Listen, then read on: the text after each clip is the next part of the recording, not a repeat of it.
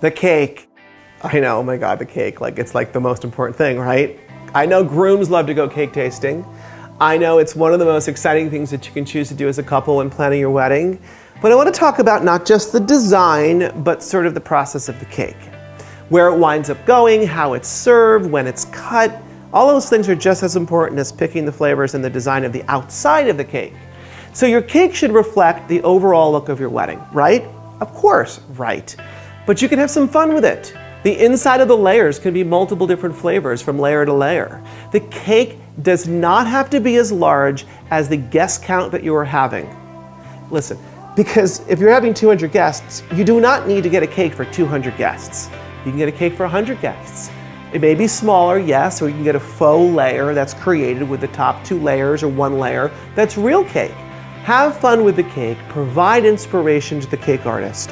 Show them flowers, show them cloths, as in the tablecloths. Show them texture, show them your fabric on your gown.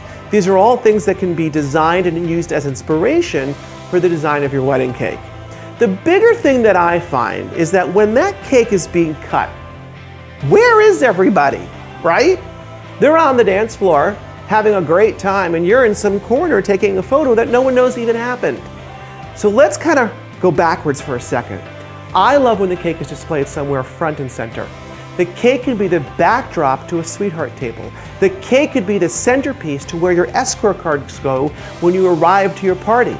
Guess what? Here's something crazy. I know it sounds nuts.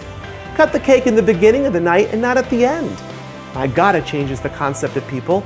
They become more interactive because you've broken the formalities of a wedding. You're still going to serve it later, but something that shouldn't happen when it happens makes it that much more special. So have fun with the cake. Try different things, look at different ideas.